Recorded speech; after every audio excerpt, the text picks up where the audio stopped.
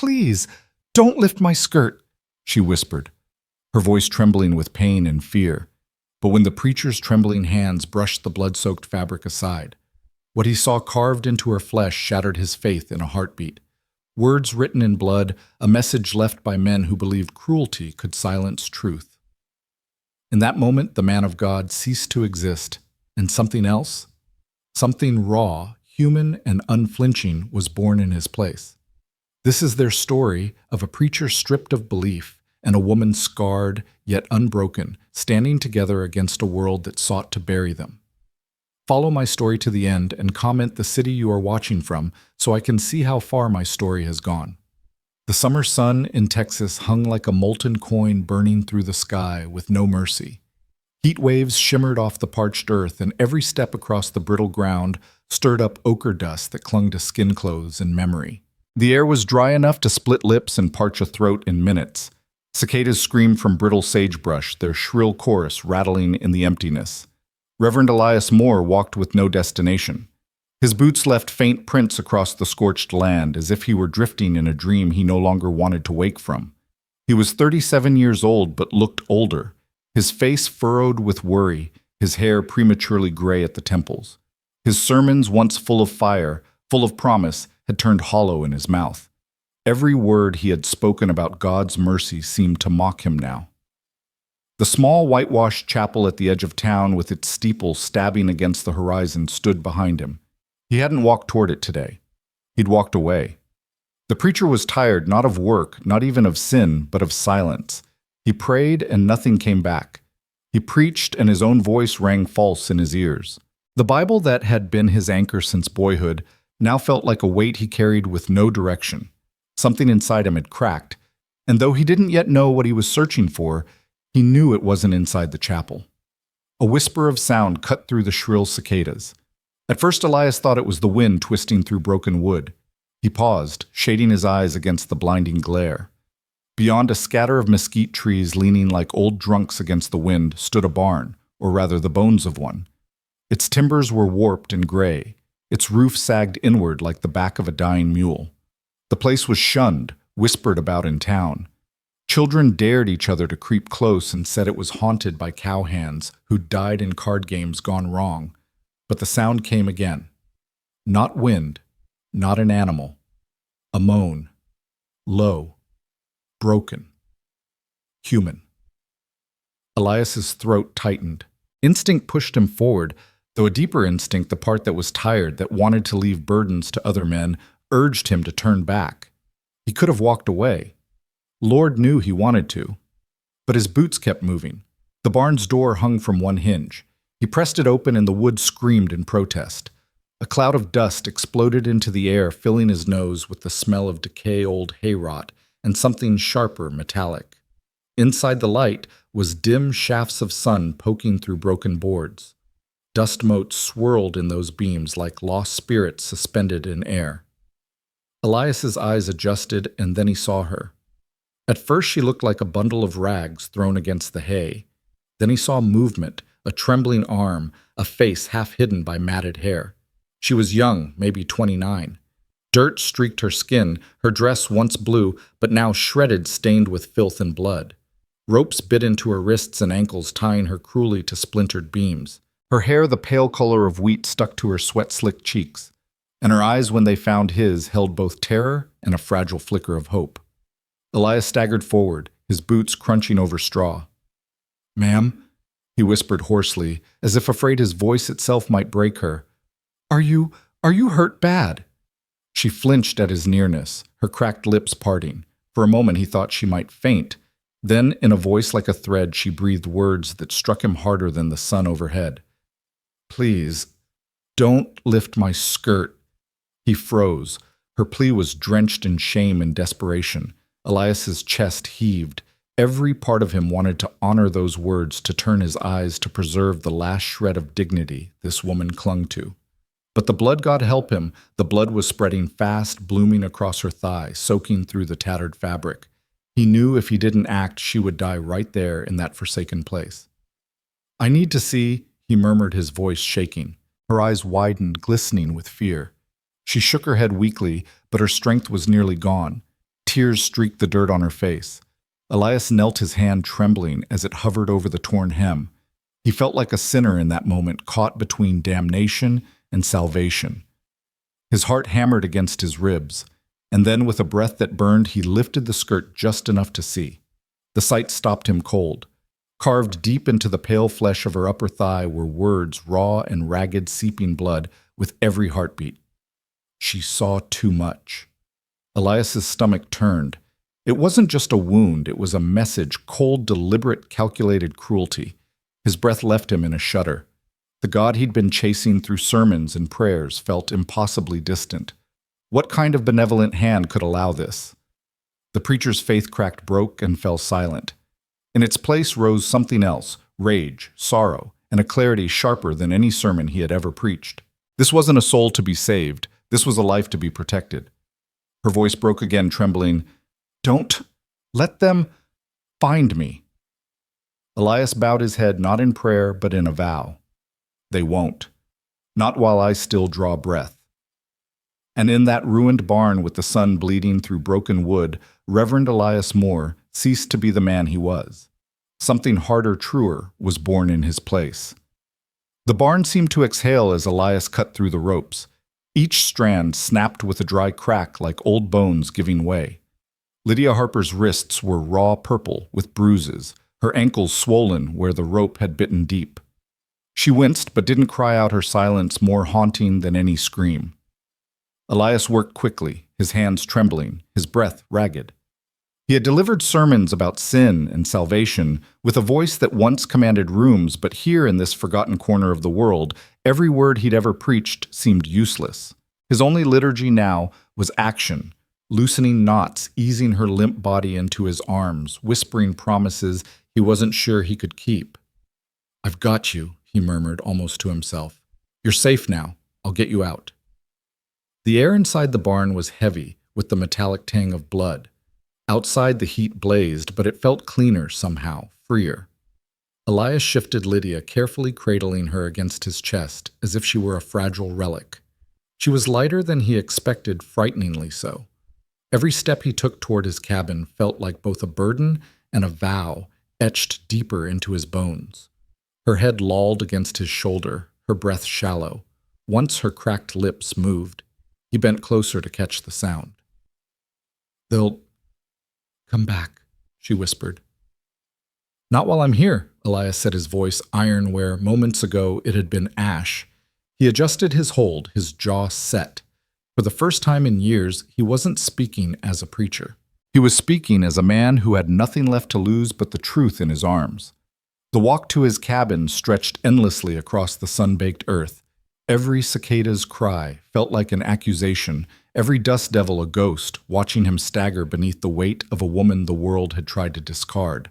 Sweat poured down his back, his shirt sticking to his skin, but he kept moving. When his cabin came into view, a small, weather-beaten structure crouched against a cluster of mesquite trees.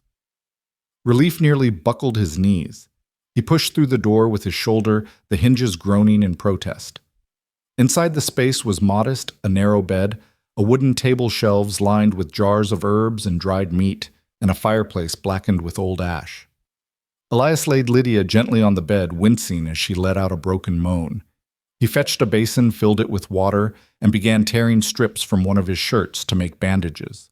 His movements were clumsy but determined. The Bible sat on the shelf above him, its leather spine cracked and familiar, but he didn't reach for it. He reached for a knife, a kettle-clean cloth. Her eyes fluttered open, glassy with pain. For a moment she seemed to see him clearly, then her gaze slipped away as if the effort of holding on was too great. Elias pressed a cloth to the wound on her thigh, ignoring the heat that rose in his own cheeks at the intimacy of the act. It wasn't desire, it was fury. Fury at the men who had done this, who had written cruelty into her skin like scripture from a darker God. "Stay with me," he said softly. "You're not alone now." Lydia stirred, her voice a whisper of sand. "Why?" "Help me." Elias paused. He could have said because he was a preacher. He could have said it was his duty before God. But the words tasted like dust, empty, unworthy of her suffering. "Because you deserve to live," he answered simply.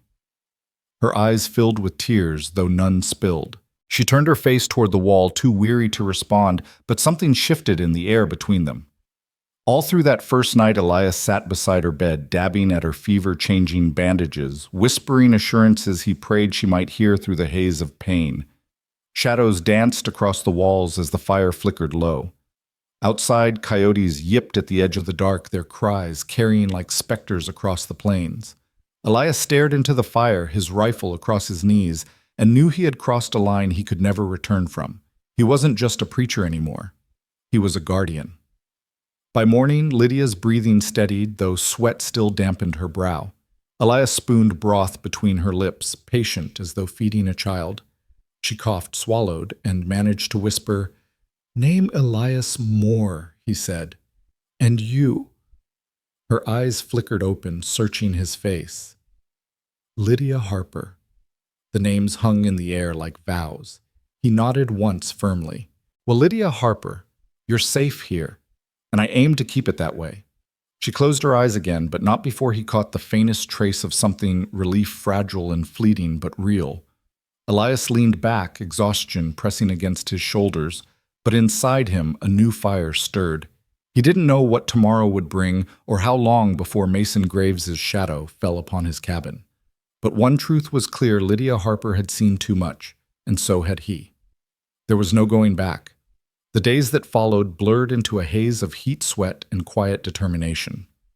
Elias rose with the dawn when the prairie air was still cool enough to breathe and set about the work of keeping Lydia alive. Every morning he heated water over the fire, carefully mixing herbs he'd gathered from the mesquite flats, sage, wild mint, and willow bark. His fingers, clumsy at first, grew steadier as he learned the rhythm of tending her wounds. She flinched whenever the cloth touched her skin, but Elias never wavered. He worked with a strange, gentle patience that surprised even himself. Gone was the man who thundered from a pulpit. This was a different kind of devotion, silent and relentless, carried out with his own two hands. At first, Lydia barely stirred. Her breaths rattled in her chest, her lips cracked from thirst. Elias spoon-fed her broth one sip at a time, watching her swallow with the fragile persistence of a sparrow. Sometimes she would drift into nightmares, her voice rising in broken whimpers. "Don't take me. Don't. Please." And Elias would sit beside her, whispering steady words. "You're safe here. No one will touch you again. Not while I live." The cabin became a sanctuary of its own kind. The shelves lined with jars and the battered Bible on the table seemed like relics of a life already gone. Elias barely glanced at the scripture now.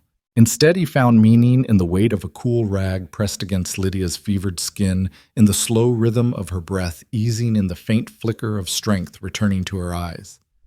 One evening, as the sun bled crimson across the horizon, Elias sat by her bedside cleaning the gash on her thigh. The carved words still glared back at him. She saw too much. Every time he changed the bandage, fury stirred in his gut, burning hotter than any sermon ever had. He kept his jaw tight, his hands steady, but inside something sharp and dangerous was taking root. Lydia's eyes fluttered open. She studied him quietly, her gaze sharp despite her weakness. Finally, in a voice like cracked glass, she whispered, "You wonder what I saw." Elias glanced up, caught by surprise. For days he hadn't pressed her, though. The question gnawed at him. He set the cloth aside and leaned closer, his voice low. "Only if you're ready to tell it." Her breath hitched. Her eyes drifted to the fire as if drawing strength from its glow.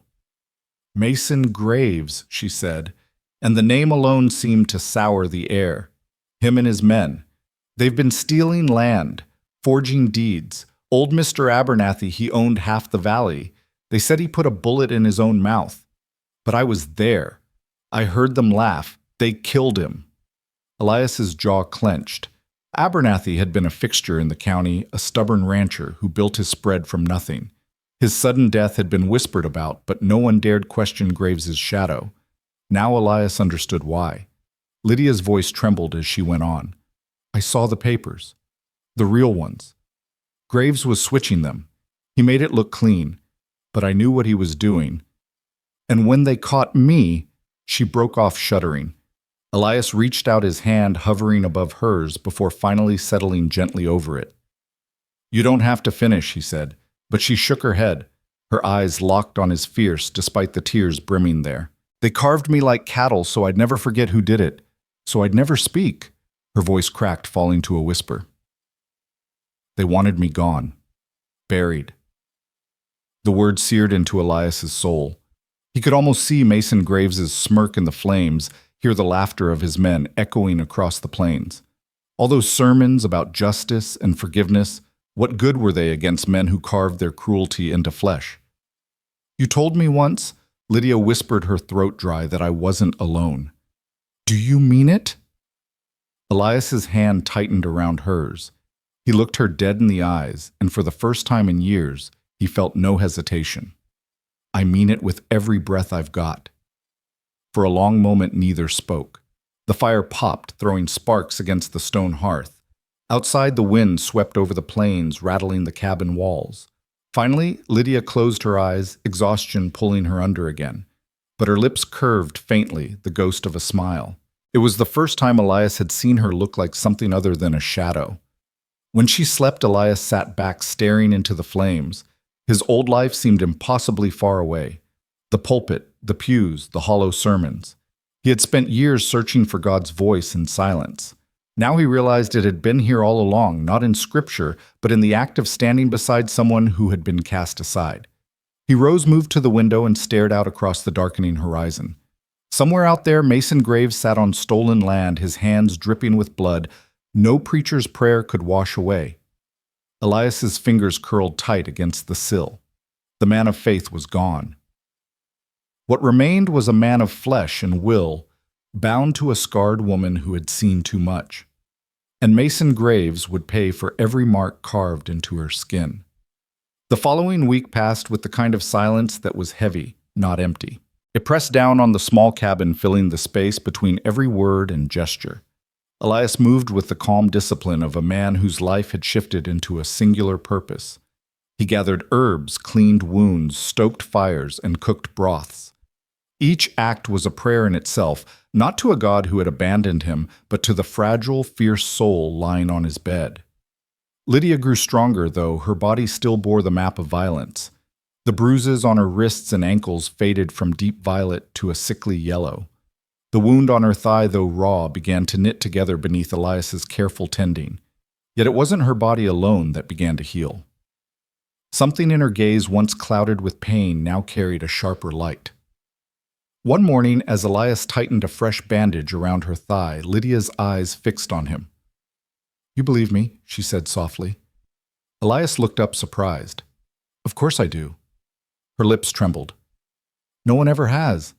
They'd say I was lying, or that I imagined it. He paused, holding her gaze. I've seen enough men like Graves to know you're telling the truth. And I've seen enough scars to know you didn't carve them yourself. Lydia's breath shook as if something long bottled up was loosening. She swallowed hard, eyes glistening. All I wanted was to be left alone.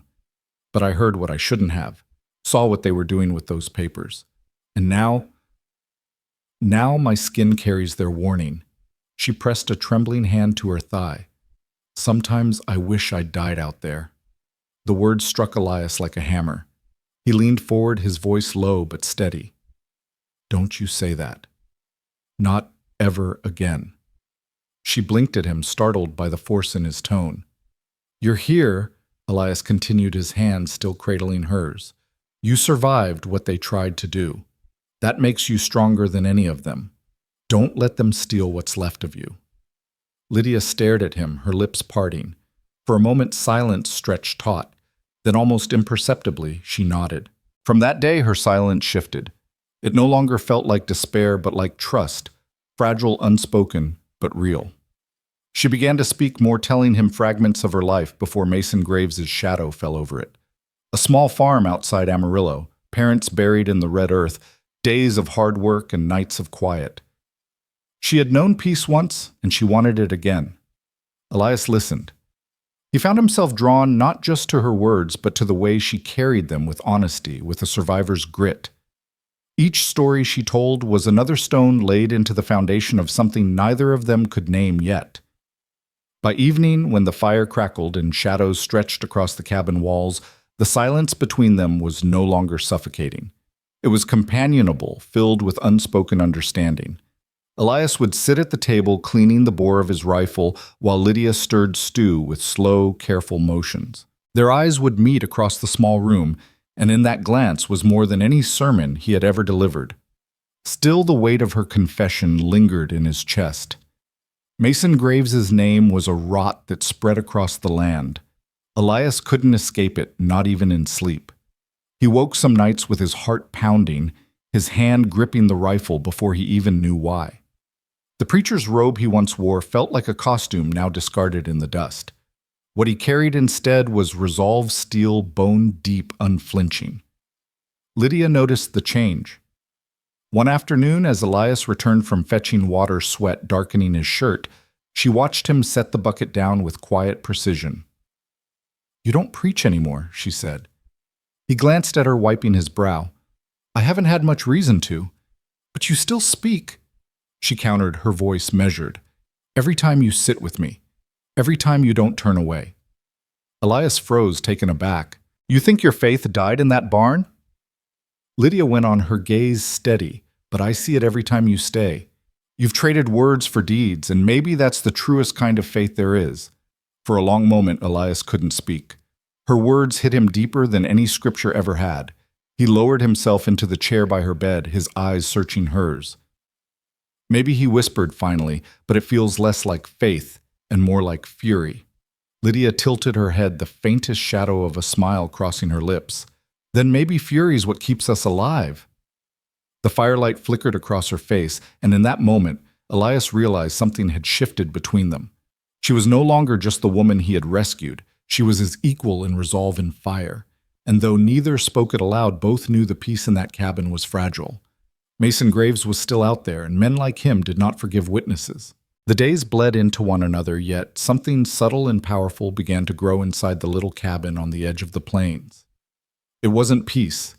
Peace was too soft a word for what had taken root. It was rhythm. A rhythm of survival, of healing, of two people who had been flung together in violence and found a fragile steadiness in each other's presence. Elias rose before dawn each morning.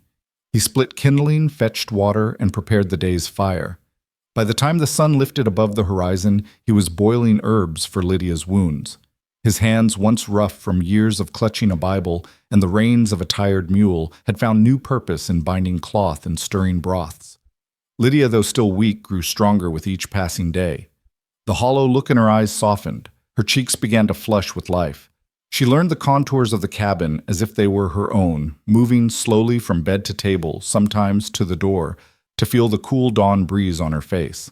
Her steps were uncertain, but her spine was straighter. The silence between them transformed. It was no longer heavy with unspoken horror, but filled with an unacknowledged intimacy. At night, as Elias sat by the fire whittling a piece of wood into useless shapes, Lydia would watch him with quiet interest. Sometimes she would ask questions, not about God or sermons, but about his life, his past. "Were you always a preacher?" she asked one evening, her voice low as the fire crackled. Elias stared at the knife in his hand, the shavings curling into his lap. "No. I tried to be a rancher first, but I wasn't much good with cattle. My father said I had more words in me than sense. So I found a pulpit." "Did it give you peace?" she asked. His jaw tightened. He looked into the fire.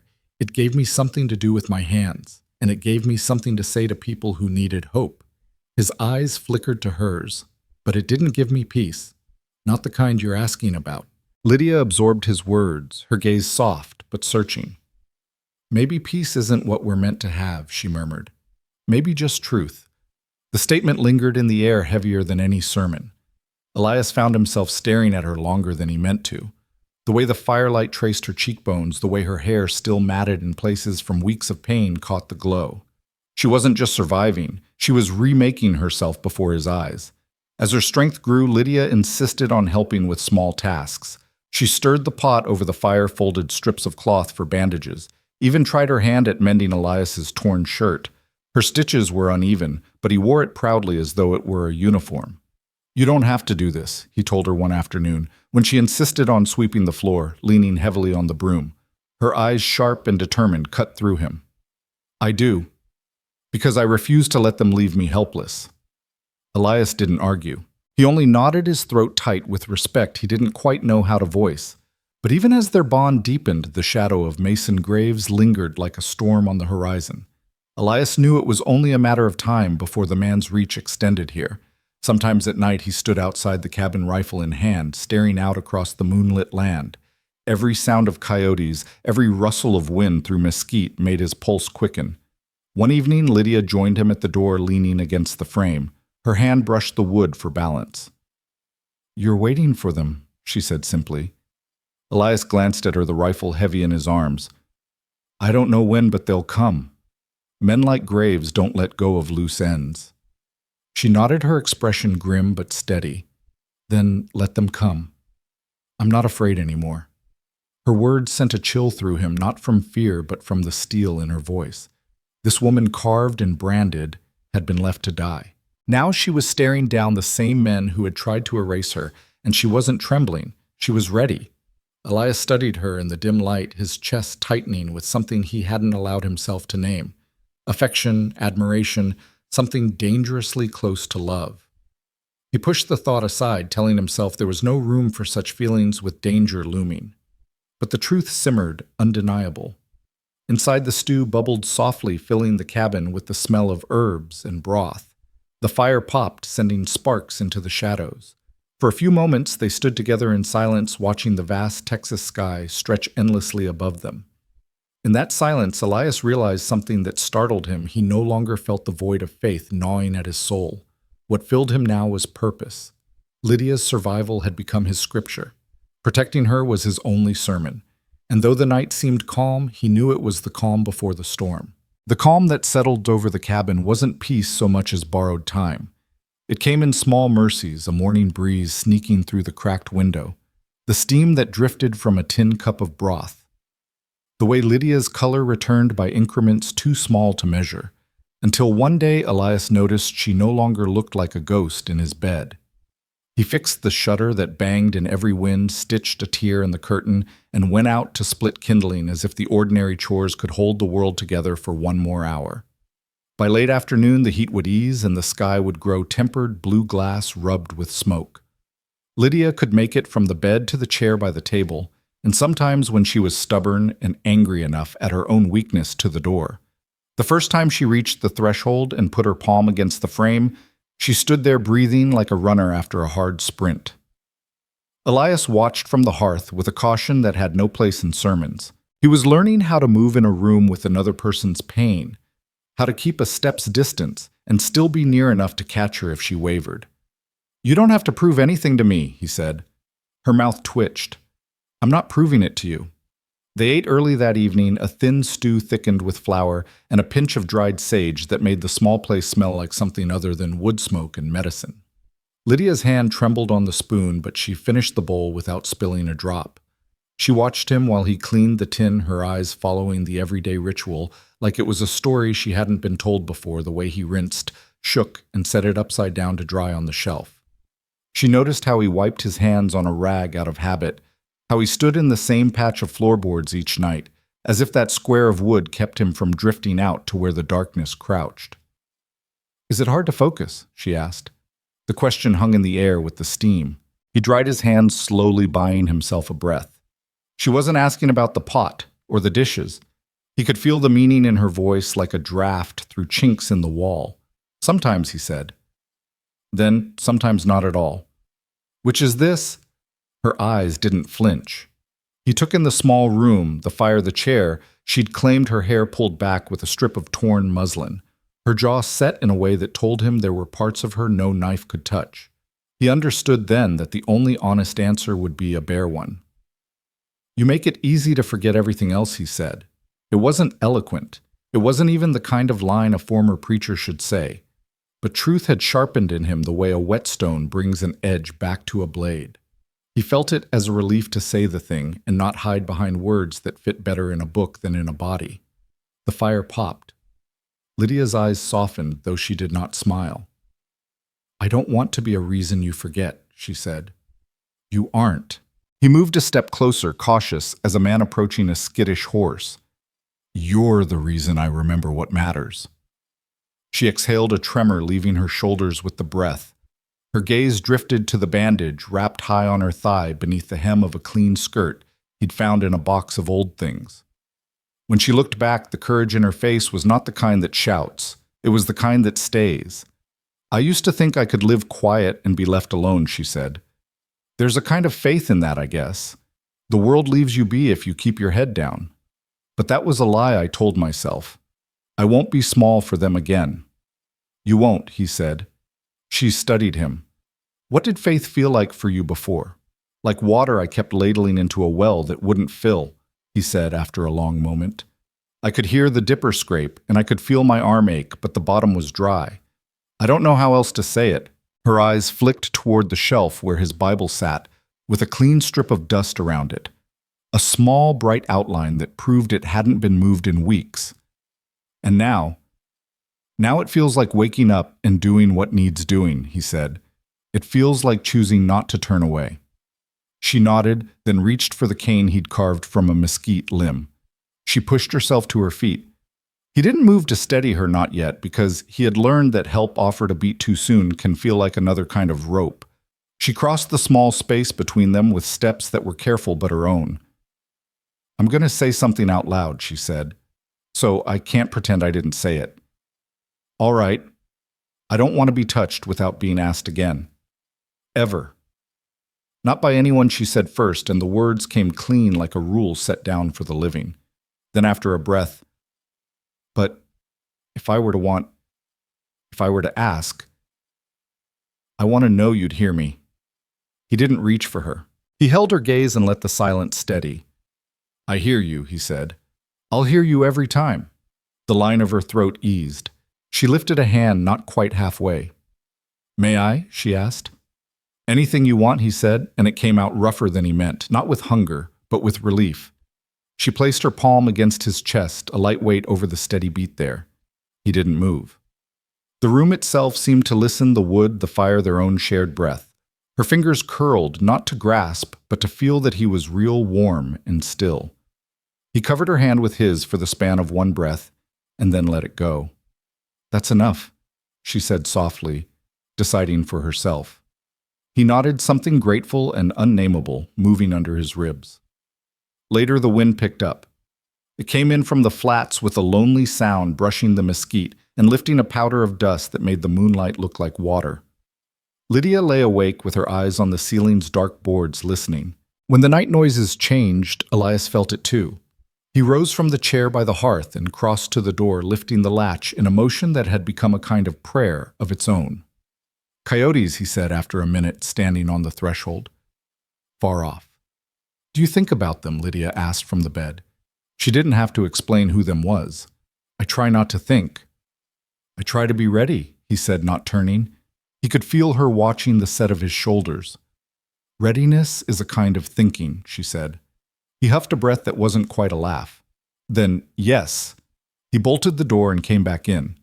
She shifted to make room on the chair beside the bed. He sat on the floor, his back against the post rifle laid across his lap like an old, blunt truth. The two of them stayed like that a long while, the fire a low red eye and the night pushing quietly against the walls. When she drifted, she did not fall into the same jagged nightmares as before. If she saw anything at all behind her eyes, it didn't drag her to the surface.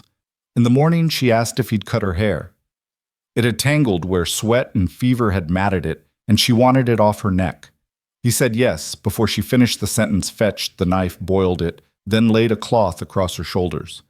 He worked slow and careful, the blade whispering. The fallen lengths looked like straw on the plank floor. When he was done, she ran a hand over the blunt ends and smiled a little despite herself. "Looks like a girl from nowhere," she said. He shrugged. "Nowhere's as good a place as any to start from." "Maybe better," she said, and when she looked up, he felt the pull to kiss her like a tide. He didn't step closer. Instead, he asked, plain and low, "May I?" And the way her breath caught told him the question mattered more than the answer. "You may," she said. He leaned in and pressed his lips to her forehead. No rush, no claim. She closed her eyes and let the warmth sink through skin to a part of her that had been cold for a long time. When he drew back, he didn't look at her mouth, didn't steal a second kiss. He took up the fallen hair with the broom and burned it in the stove like old rope and old names. They began to talk about leaving not as a plan, but as a direction the days were already pointing. He sketched routes in the dust on the table riverbeds that held shade canyons that cut the wind a trading post 3 days' ride if they kept to the draws.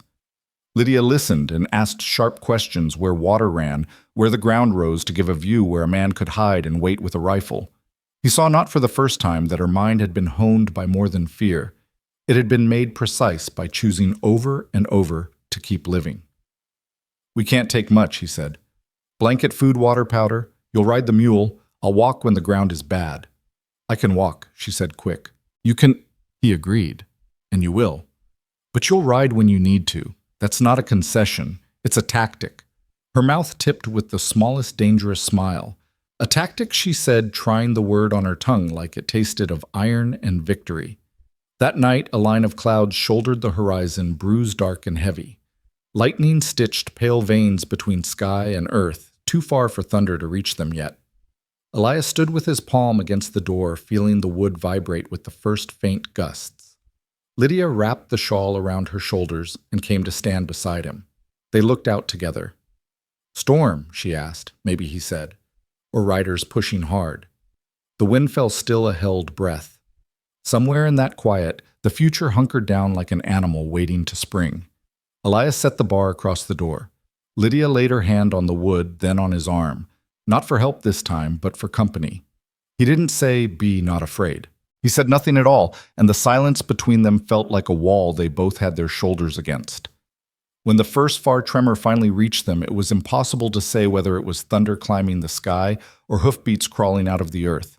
Either way, the night had decided. The storm broke not with rain, but with dust. Out on the horizon, the air grew restless, lifting into a thick brown wall that smudged the blue evening sky. Elias stood on the cabin's porch, rifle in hand, his eyes narrowing against the shifting light. Lightning flickered behind the curtain of grit, but the rolling tremor beneath the ground was not thunder. It was hooves, many of them pounding the hard earth. Beside him, Lydia stepped into the doorway, the shawl around her shoulders fluttering in the sudden wind. She squinted toward the horizon, her jaw tightening. "They've found us," she said, not as a question, but as a fact already written. Elias's grip on the rifle tightened. "Then it ends here." The figures emerged from the swirling dust like riders of some vengeful storm. 3 men at first, then a fourth trailing behind, driving his horse hard. At their head rode Clyde Harper, a wiry, sharp-faced man with a cruel grin plastered under his hat brim. His pistol gleamed in his hand even before they drew close. Beside him was lean and watchful, his eyes darting, always calculating. The third man was a brute, broad-shouldered, and hunched forward like he meant to tear the world apart with his bare hands. And though Mason Graves himself wasn't there, Elias could feel his shadow in the dust. These were Graves's hounds, loose to finish what had been left undone. Lydia Harper. Clyde's voice cut through the roar of hooves like a whip crack. "You're coming out, or we'll burn that shack to the ground with you in it. Mason wants his pound of flesh." Lydia's fingers clenched the edge of the doorway. For a heartbeat, fear flickered in her eyes, the memory of rope biting her wrists of fire searing her shoulder. But it passed, replaced by something harder. She stepped out beside Elias, the knife gleaming in her hand, her shoulders squared. "You'll have to take it from me," she called back, her voice steadier than Elias had ever heard. The riders reined in just short of the cabin dust curling around their horses' legs. Clyde laughed ugly and sharp. "You think that preacher can save you? He couldn't save his own damn soul." Elias's calm startled even himself. His heart beat steady, his breathing even. He leveled the rifle, his voice low but carrying. "Last chance. Turn around." Ree leaned forward in his saddle, squinting at Elias. "He means it, Clyde. Look at him." But Clyde only sneered. He yanked his pistol from its holster and fired a warning shot that kicked up dirt a foot from Elias's boots. "Ain't no preacher scaring me." The crack of Elias's rifle was immediate. One moment Clyde sat tall in his saddle, grinning. The next, the force of the bullet snapped him backward. His body tumbled from the horse, hitting the ground with a sickening thud, blood blooming across his chest. His horse bolted riderless into the dust. For an instant, silence fell. Then chaos erupted. Ree spurred his horse hard, veering around the cabin. Elias swung the rifle, but the man was fast slipping out of sight. Lydia darted off the porch, her bare feet silent on the packed dirt. She vanished into the shadows of the cabin's far side, knife flashing in her grip. The brute roared, throwing himself from his horse and charging straight at Elias like a bull. Elias dropped the rifle, there was no time to reload, and braced himself. The man swung a meaty fist that whistled past Elias's head. Elias ducked and drove his shoulder into the man's gut. It was like slamming into a wall of stone. The two men grappled, fists pounding, dust rising around them in a choking cloud. The brute's strength was monstrous, every blow rattling Elias's bones. But Elias fought with something the other man didn't have, resolve forged in blood and loss. He took a punch to the jaw that sent stars bursting across his vision, but he didn't fall. He drove his fist into the man's throat, buying himself a heartbeat space. On the far side of the cabin, Ree dismounted, boots hitting dirt. He drew a knife, eyes darting. Lydia was waiting. She moved from the shadows like a striking snake, her blade a silver flash. Ree gasped, clutching his throat as the knife slid deep. His eyes bulged in shock as blood poured down his shirt. Lydia's face was cold, unflinching as she pulled the knife free and let him crumple silently into the dust. The brute, enraged, wrapped his massive hands around Elias's throat, lifting him off his feet. Elias clawed at the man's wrists, stars exploding again in his vision. His lungs burned. The roar in his ears grew louder. Then something primal surged up in him. With a guttural cry, he wrenched free. One hand drove his thumb hard into the man's eye. The brute bellowed, staggering back, releasing his grip. Elias didn't hesitate. He lunged, grabbing the man's head with both hands. With every ounce of strength he had left, he twisted. Bone cracked, cartilage tore. The brute's body went limp, collapsing into the dirt with a thud that shook the ground. Breathless, Elias staggered back, his chest heaving. His hands trembled, not with fear, but with the raw clarity of what he had done. The preacher was gone. Whatever had replaced him was something far harder. From the shadows, Lydia appeared, her knife dripping, her eyes burning with a cold fire. She met Elias's gaze, and in the silence between them, no words were needed. They were not preacher and victim anymore. They were survivors forged in the same crucible. The dust began to settle. 3 bodies lay on the ground, the storm of hooves fading into the distance. For now the wolves were dead. But both of them knew mason graves would not stop. The wind died as quickly as it had risen, leaving behind only the smell of gunpowder and blood. The prairie stretched wide and quiet under the heavy dusk, as if the land itself were holding its breath. Elias stood over the body of the brute, sweat dripping down his face, his chest heaving with every breath. Dust clung to his skin, streaked with blood that was not entirely his own. Lydia emerged from behind the cabin, her bare feet silent on the earth. In her hand the knife gleamed dull in the fading light, its edge stained. She moved with the calm of someone who had already stood in hell and knew there was nothing left there to fear. Her eyes, once haunted, were steady, now sharp as the blade she carried. They stood amid the wreckage, 3 men dead in the dirt, their horses scattered across the plains. For a long moment, neither spoke.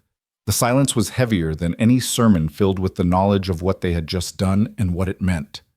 Finally, Lydia broke it. "It won't be enough." Elias turned to her, his jaw tight. "It never is." Her gaze swept over the bodies. "Graves will send more. He won't let this stand." Elias nodded. His hands ached from the fight, his knuckles raw, his throat sore from where the brute's grip had nearly crushed the life out of him. Yet in his chest, beneath the bruises and the dust, burned a fire he hadn't felt in years. "Then we'll be ready." She studied him, her expression unreadable, then gave a single nod. The work began. Elias fetched shovels from the shed, their handles worn smooth from years of honest labor. Lydia joined him without hesitation, her movements steady, efficient. Together they dragged the bodies to the edge of the mesquite grove, the air thick with the smell of iron and dust. They worked in silence, the scrape of shovels against hardpan the only sound. Each scoop of earth fell with a dull thud, covering the sins of the men who had brought violence to their door. Elias's muscles screamed, but he kept digging, his breath ragged. Beside him, Lydia moved with grim resolve, every thrust of her spade a refusal to ever be powerless again. When Clyde's body was lowered into the earth, his face twisted in a final sneer. Elias felt no triumph, only weariness. Ree's corpse followed his eyes still open, staring at nothing. Lydia knelt briefly, closing them with a flick of her hand, not out of mercy, but to erase the last shred of his humanity. The brute, heavy and broad, took the longest to bury. By the time the last mound of dirt was patted down, the sky had gone black, stars piercing through like pinpricks in a dark veil. Elias wiped the sweat from his brow, leaning on the shovel. His arms trembled with exhaustion, his breath ragged. Lydia stood beside him, her hair plastered to her face with sweat, her knife sheathed at her waist. She looked at the fresh graves without flinching. "They'll send more," she repeated. Her voice carried no fear, only certainty. Elias stared at the mounds of dirt, his chest rising and falling. "Then we'll bury more." The words hung between them not as a threat, but as a vow. Back inside the cabin, the fire still glowed low. Elias washed his hands in the basin, watching the water darken with dirt and blood. He caught his reflection in the ripples, a man with wild eyes, a jaw set like stone, a man who no longer belonged to pulpits or prayers. Lydia sat by the fire, her posture upright despite her exhaustion. The knife lay across her lap, her fingers resting lightly on its handle, as if it were simply another extension of herself. Elias studied her, struck by the transformation. When he had first seen her in the barn, she had been broken-bound and barely clinging to life. Now she sat beside the fire like a sentinel, scarred but unbroken, her presence as fierce as the flames themselves. "You should rest," he said quietly. Her eyes lifted to his, steady and unyielding. "So should you." He almost smiled. For a moment, the weight of the graves outside, the blood on his hands, seemed to lift.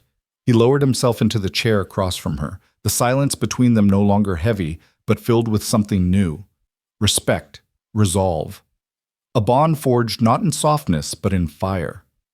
Outside, the coyotes began to howl, their cries drifting across the plains.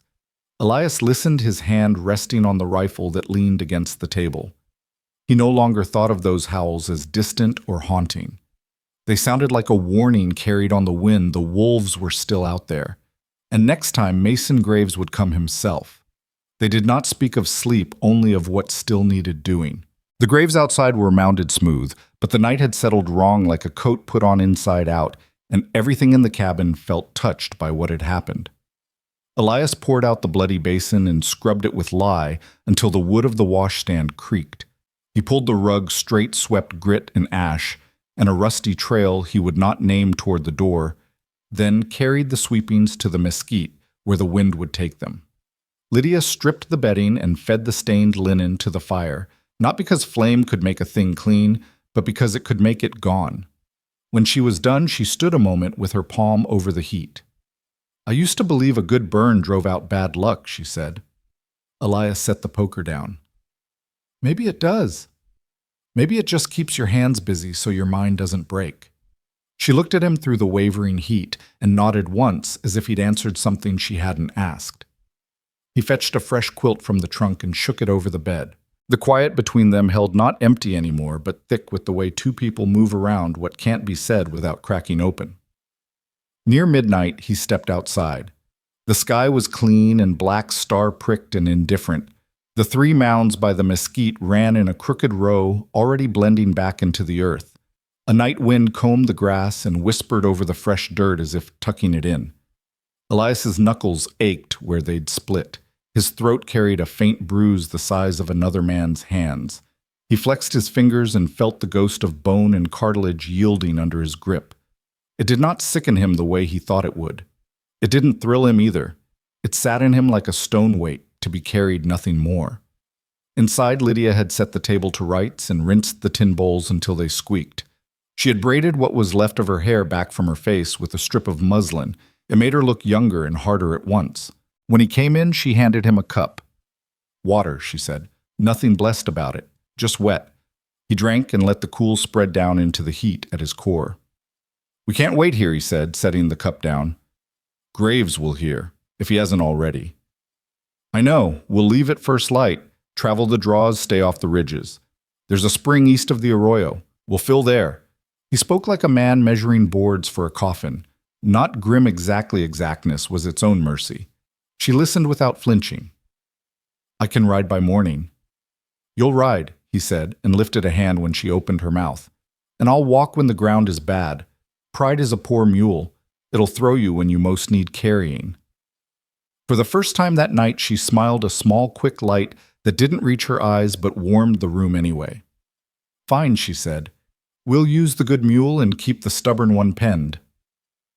They packed in a kind of slow hurry, choosing with care. Elias spread a blanket on the table and laid out what they would take: dried meat, a small sack of cornmeal, a twist of salt, a tin of coffee, flint and steel, extra cartridges wrapped in cloth, a coil of rawhide, a needle and 3 lengths of thread, a tin of salve, a second shirt and socks for each of them, a skin of water, and 2 more he would fill before they left. He added a length of rope, and after a thought, the small whetstone that fit clean in his palm. Lydia gathered the bandages they had left, a bundle of herbs tied with twine, and her knife in a sheath Elias had cut and stitched while she slept through a fever days before. On the shelf by the stove, his Bible sat where it always had the dust, a clean halo around its edges. He reached for it and felt the leather give under his thumb, in the same place it had worn soft since he was 20. He opened to a page he'd thumbed thin and stared at the tight black type that had once felt like a map. Now it was just marks on paper. He closed it slow and set it down, not back in its place, but on the table, as if to say it had been in use and would not be going with them. Lydia's gaze flicked to the book and back to his face. She asked nothing. He was grateful. He didn't have a speech in him about leaving the pulpit. He had only the feel of a door in his hand and the knowledge he was about to close it. Near the bed on a narrow shelf, a chipped porcelain doll sat, crooked, one eye more blue than the other, its painted mouth rubbed almost clean by fingers long gone. It had been in the cabin when he took it over a leftover from people who had failed at making a life there before him. He had never thrown it out, though he wasn't sure why. Lydia reached for the doll, weighing it in her palm. A little line appeared between her brows. "Belonged to someone," she said. "Most things do," Elias said.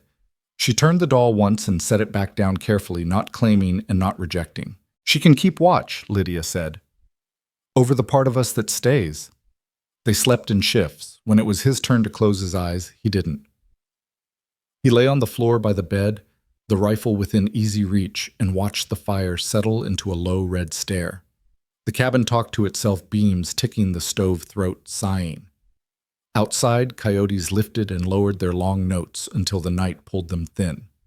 When the sky in the east went from pitch to slate, he stood, rolled his shoulders, and stepped out. The land held still before the day's heat woke it. The air smelled of dust and mesquite and the faint, damp promise of the arroyo. Far off, like a heartbeat, you had to press your ear against a chest to hear the town's little bell struck the first hint of morning. He turned toward it and saw the steeple sharp against the brightening sky. It looked smaller from here than it had ever looked up close, a child's toy stabbed into the horizon. He thought of the hours he had spent under that roof trying to speak order into a wild world. He thought of faces bowed and lifted and the whispering shuffle of hymnals. He stood there long enough to feel the ache of what he was giving up settle in alongside the certainty. Back inside, Lydia was already moving, braced against the table to pull on her boots. She hid the stiff hitch in her breath badly. He pretended not to see it.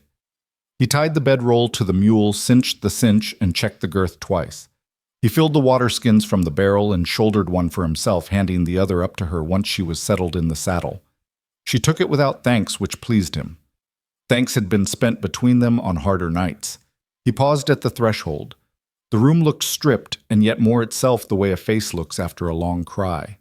He let his hand fall against the doorframe where his palm had polished the wood smooth over years of comings and goings. Without meaning to, he said, "Forgive me not to a God he could not hear, not to any congregation, but to the place that had held him when he was a smaller man than he wanted to be." Elias, Lydia said from the yard, not impatient, just ready. He took down the small scrap of slate that hung on a nail and wrote one word with a nub of chalk gone. He hung it where a passerby might see, and then put the chalk in his pocket as if it might be useful later for marking something that mattered. They started toward the road. Lydia held the reins loose, her back straight, the knife sheath dark against her thigh beneath the clean skirt. Elias walked at the mule's head with the rifle slung, and the rawhide coil looped around his shoulder. Every step he took tamped down the urge to look back. When he did glance over his shoulder, it was human to check, and he was nothing if not human. Now his eye caught on the steeple a last time, and then slid to the 3 neat mounds by the mesquite. Wind had already worried their edges. In a week you might not notice them if you didn't know where to look. "Any part of you want to stay?" Lydia asked.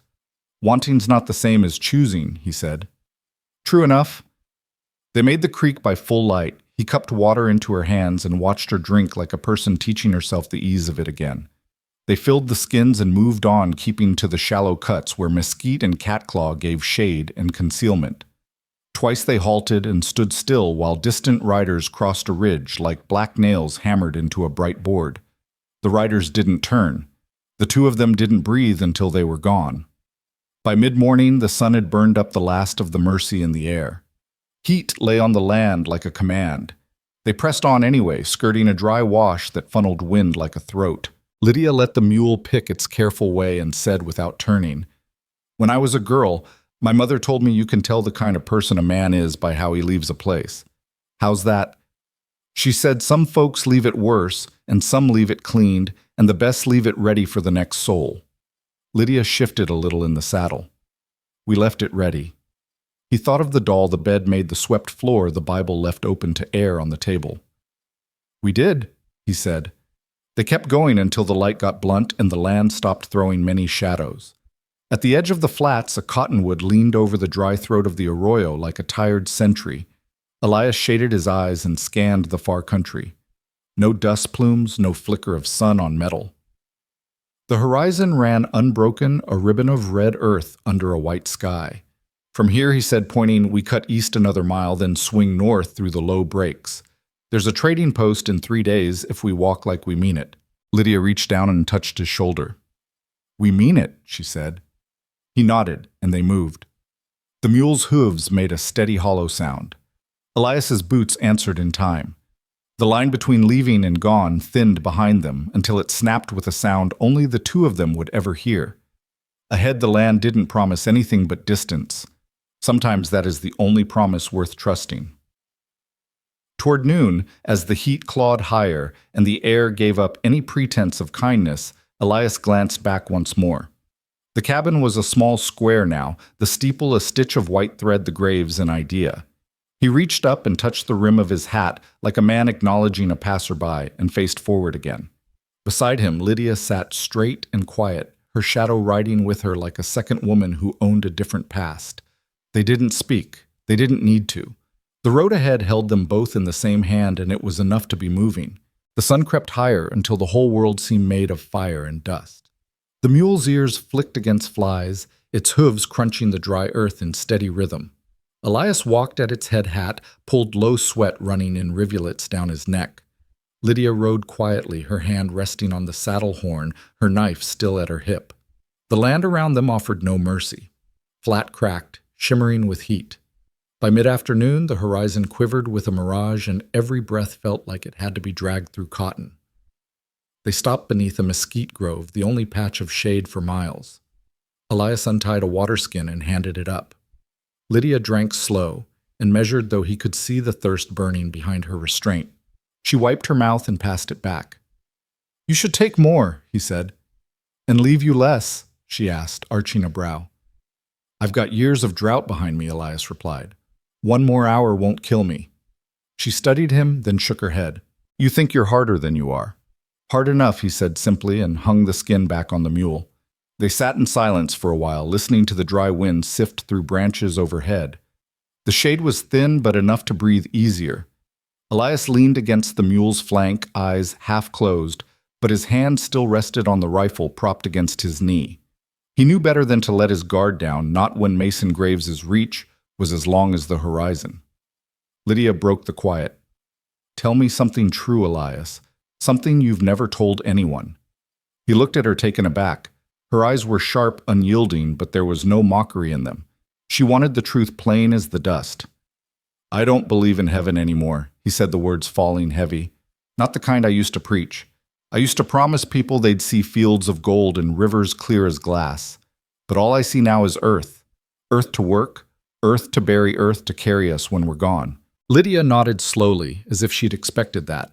Maybe Earth's all we need. It's where we bleed, where we fight, where we get back up. Her gaze drifted to the horizon. Maybe heaven's just surviving one more day together. The words settled in Elias like a stone sinking into deep water. He found no reason to argue. As the heat began to wane, they pressed on. The land shifted subtly, the flat giving way to low ridges and gullies where the earth had been cut by old rivers. They moved cautiously, sticking to the shadows of the breaks where eyes on a ridge might miss them. Twice Elias halted, crouching low to study dust plumes on the far horizon. Once it was a herd of antelope scattering, once it was riders too distant to tell if they were strangers or Graves's men. Either way, Elias kept them low until the shapes faded. By nightfall, they reached a dry creek bed, its banks deep enough to shelter them. Elias unpacked a blanket, spreading it across the sand. He built a small fire, low and smokeless, shielded by stones. The glow touched Lydia's face, softening the hard lines carved there by survival. She sat with her knees drawn up, arms wrapped around them, staring into the flames. "They won't stop, will they?" she asked quietly. Elias shook his head. "Not until Graves is in the ground." Her jaw tightened. "Then we'll have to be the ones to put him there." He looked at her, seeing not the broken woman he'd found in the barn, but someone remade steel forged in fire. He leaned forward, his elbows resting on his knees. "You're ready for that." Her eyes met his, unwavering. "I've been ready since the moment they cut those words into me. Every scar I carry says I don't get to turn away. If Graves breathes, I'll never be free." Elias let out a slow breath. He felt the truth of her words in his bones. His old life had ended the day he lifted her skirt and saw the cruelty carved there. He could no more turn back to sermons than she could turn back to silence. The fire crackled between them, and the night pressed in vast and endless. Elias reached for his rifle, checking the chamber by habit, then set it back across his knees. "Then we'll see it through," he said. "One step at a time, until it ends." Lydia reached across the fire, her fingers brushing his hand where it rested on the wood. It was a small touch, but it carried more weight than any vow. For the first time in years, Elias felt something close to peace, not from heaven, not from scripture, but from the quiet certainty of two souls refusing to bow. Above them, the stars wheeled silently across the black sky, and the coyotes sang again. But this time, their cries sounded less like warnings and more like witnesses. Morning broke with a pale fire that spread across the sky, painting the dry ridges in shades of copper and rose. Elias was awake long before the first light, sitting cross-legged near the embers of their fire, sharpening his knife with slow, deliberate strokes. Each rasp of steel against stone steadied him, drawing his thoughts into something clear and sharp as the blade itself. Lydia stirred on the blanket, her hair tousled, her face softer in the dawn. She blinked against the light, then pushed herself upright, wincing as the movement pulled at her healing thigh. Elias glanced over, ready to help, but said nothing. She had made it plain she would not be treated like porcelain. "How long have you been awake?" she asked, her voice rough with sleep. "Long enough to know the world hasn't changed much since last night," he replied. Her lips curved faintly at his dry tone. She reached for the water Skin drank, then wiped her mouth with the back of her hand. "And still you wait for them." Elias didn't deny it. He slid the knife back into its sheath. "I'll wait until I've buried Graves himself. After that, maybe I'll sleep." Her eyes flicked to him, steady, unblinking. "Then we share the same dream." They broke camp quickly, stamping out the fire, brushing away their tracks. Elias led the mule along the creek bed until the sun climbed higher. The land shifted around them, low hills, rising brush growing thicker, a few twisted cottonwoods clawing at the sky. It was country that could hide a rider or an ambush. Elias kept one hand on the rifle slung across his back, his eyes scanning the ridgelines. By midday, they reached a shallow spring, its water clear and cold where it bubbled through the rocks. Lydia knelt to drink, cupping her hands, then splashed her face with a sigh. "It feels like life itself," she murmured. Elias crouched beside her, filling the skins. "It is life. Men kill and die over less." As they rested in the shade of a cottonwood, Lydia's gaze wandered across the horizon. "Do you ever wonder why we survive when others don't?" Elias followed her eyes to the endless sky. "Every day. I used to tell folks it was God's will. Now I think it's something simpler. The stubborn ones live. She gave a dry laugh. Then I suppose stubbornness is all that keeps me breathing. It's more than that, he said, his tone firm. You've got fire in you, more than I ever had standing behind a pulpit. Her expression softened, though she said nothing. Instead, she reached down to trace the scar on her thigh through the fabric of her skirt. The gesture was not shame, but defiance. They traveled on, keeping to narrow gullies where shadows gave cover. The day passed in hard silence, broken only by the creak of the saddle and the crunch of Elias's boots. By late afternoon, they crested a ridge and saw smoke curling faintly in the distance, a trading post or a homestead. Elias lifted a hand, halting. He studied the smoke, then the faint tracks cutting across the valley below. Too many. Too wide. Not a post, he muttered. A camp. Could be Graves's men. Lydia's hand went to the knife at her belt. Then we go around. He nodded. Wide as we can. No sense walking into their fire. They circled north, moving slow and careful. Twice they heard voices carried on the wind, harsh and laughing. Lydia's face hardened, but she followed Elias without a word.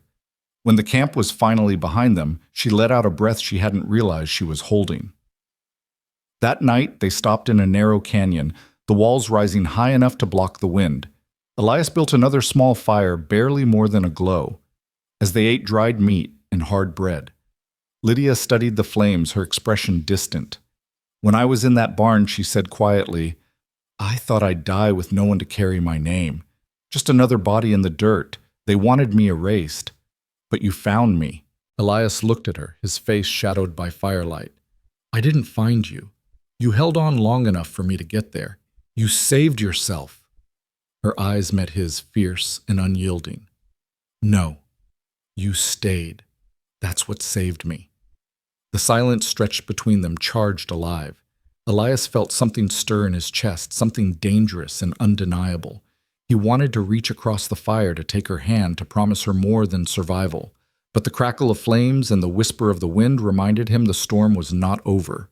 Instead, he said, We'll keep moving tomorrow. 3 more days and we'll be beyond Graves's reach. Or closer to him, Lydia said. Her voice was steady, her eyes unafraid. Elias inclined his head. Then let's hope he's ready for what's coming. The fire sputtered low and the night wrapped around them. Above the stars burned cold and eternal. But down in the canyon, 2 souls sat close to the flames, bound not by faith or fear, but by the unbreakable choice to stand together. The canyon walls funneled the dawn light like a slow river of gold. Elias was already awake, crouched on a rock with his rifle balanced across his knees, eyes on the high rim where shadows clung. He had slept little, his ears tuned to every pebble that shifted, every whisper of wind. Lydia stirred beneath the blanket, pulling it tighter around her shoulders before she sat up. You didn't sleep, she said. Not much to sleep through, Elias replied, without turning his gaze from the rim. She stood brushing dust from her skirt. Her limp was still there, faint but stubborn, yet she bore it without complaint. She walked to where the mule stood tethered, patting its flank. We can't keep running forever, she said softly, though Elias caught every word. He finally looked at her, his eyes lined with exhaustion but lit with iron. I know. Her brow furrowed. So you're thinking the same as me. That Graves won't stop until we stop him, Elias said flatly. Lydia's jaw tightened, but she nodded. He'll hunt us until there's nothing left. Best way to end a hunt is to turn. The words hung between them, bold and dangerous. Elias felt the weight of them settle on his shoulders, but instead of bowing, he straightened. They broke camp quickly, the decision unspoken but understood. By the time the sun climbed clear of the canyon, they were already on the move, keeping to narrow ravines that would conceal their passage. Elias walked with steady strides, the rifle slung, but never far from his hands. Lydia rode the mule, her eyes scanning the ridges with a focus that told him she was already preparing for what lay ahead. At midday, they reached a ridge that looked out across miles of open country. Smoke from distant chimneys smudged the sky, homesteads, maybe even the town where Graves held sway. Elias studied the land like a map of his own thoughts, tracing routes, searching for signs of patrols. Do you think they know? Lydia asked, her voice low. That their men aren't coming back, Elias said. He nodded once. Graves knows. He'll feel it like a snake thrashing in his gut. He'll be hungry for blood now. Her lips pressed thin. Then he'll come himself. The thought filled Elias with a grim satisfaction. For weeks, Graves had been a shadow pulling strings through others. Elias wanted him in the open where a rifle and a knife could speak louder than money and forged papers. That night they made camp in a hollow by a dry riverbed. The sky stretched vast and endless above them, stars scattered like salt across black cloth. Lydia sat close to the fire, her knife across her lap. Elias leaned against the mule's saddle, staring at the flames. "Elias," Lydia said suddenly, her voice steady but softer than usual. He lifted his eyes. "When you found me in that barn," she began, her hand tightening on the knife, "I thought I wanted to die. I thought it would be easier. But you," her voice faltered, then steadied again. "You gave me no choice but to live, and I don't regret that." Elias swallowed hard, his throat tight. "I didn't give you life, Lydia. I just refused to leave." She shook her head. "That's more than most men would have done." The silence that followed was thick alive with unspoken truths. Elias wanted to reach across to touch her hand to promise something beyond survival. But before he could, the mule snorted, ears pricking. Elias's head snapped toward the dark horizon. Dust, faint but unmistakable. Riders moving under the moonlight. He stood, rifle already in hand. "They found our trail." Lydia rose, the knife gleaming in her grip. She moved beside him, her shoulders squared, her eyes sharp. "Then let them come." The moon slid out from behind a cloud, silvering the land. Elias and Lydia stood side by side, their weapons ready, their breath steady. The storm was coming closer, and neither of them intended to run. The night held its breath as the dust plume thickened on the horizon. Elias and Lydia stood still, watching the faint silhouettes gather against the silver moonlight. They moved like wolves, deliberate, purposeful. Mason Graves had sent more men. Maybe half a dozen, maybe more. Elias's pulse beat steady as a drum. "They're coming fast," Lydia whispered. Her voice carried no tremor. Elias lowered himself to one knee, resting the rifle across a rock, eyes narrowing as he tracked their approach. "They'll reach us before dawn if we stay here." "Then we don't stay," Lydia said. She glanced toward the canyon's narrow cut behind them. "We move, make them chase, choose the ground ourselves." Her words struck true. Elias nodded. "The high ridges east. The rocks will break their horses. We'll hold there." Without another word, they packed what little they had, moving quick and silent. The mule followed, hooves muffled in the sand. They climbed into the ridges, the trail steep and narrow, the kind of ground that punished pursuit. Stones rattled loose beneath their feet, echoing faintly down the walls. By the time the first light of dawn brushed the horizon, they had reached a bluff that overlooked the valley. From here they could see the riders, 7 of them, now cutting across the dry basin below. Their dust trailed like a banner announcing blood. Lydia crouched behind a boulder knife ready, though her eyes flicked once toward the rifle Elias held. "1 bullet each," she asked quietly. "As many as it takes," he answered. He scanned their faces through the sights. None were Graves. Still, each carried his shadow. The riders slowed as they neared the base of the ridge. One tall and broad pointed upward. They knew. They would climb. Now Lydia asked, her voice sharp. "Not yet," Elias said. He waited, steady as stone. The riders dismounted, tying their horses below, and began to scramble upward. Dust kicked from their boots, their curses echoing against rock. Elias exhaled and pulled the trigger. The rifle cracked the sound, splitting the morning air. One man tumbled backward, a dark stain spreading across his chest as his body rolled down the slope. Chaos erupted. The others shouted, some ducking, some firing wildly up the ridge. Bullets sparked off stone. Lydia pressed low, her knife tight in her hand, eyes blazing. Another rider scrambled closer, his pistol aimed high. Elias fired again. The shot struck his shoulder, spinning him sideways. He screamed, dropping his gun as he clawed for purchase on the rocks. 2 more advanced from another angle, trying to flank. Lydia moved before Elias could call out. She slipped through a crack in the rocks, vanishing like smoke. Elias's heart hammered, but he knew better than to follow. She was the knife in the dark. A scream tore through the ridge moments later. Then silence broken only by a wet gurgle. Lydia reappeared, blood streaking her arm, her knife glinting crimson. Her eyes met Elias's. No words, only fire. The remaining men faltered, caught between rage and fear. One raised his rifle, but Elias's shot found his chest before he could fire. He crumpled, sliding down into dust. The last two froze. One spat, then turned tail, scrambling back toward the horses. The other stayed, gun shaking in his hand. He fired once, the bullet whining off the rocks, then another wild, desperate. Elias rose to his feet, stepped into view, and leveled the rifle. "Go tell Graves." Elias called, his voice carrying cold across the rocks. "Tell him we're coming." The man's eyes went wide. His pistol clattered to the ground. He stumbled back, turned, and fled, following the first into the basin below. Silence returned, broken only by Elias's slow breath and the sound of Lydia's knife being wiped clean on her skirt. The ridge smelled of gunpowder and blood, the rock streaked with it. "They'll ride straight to him," Lydia said. "Good," Elias replied. His voice was steady, but his jaw was iron.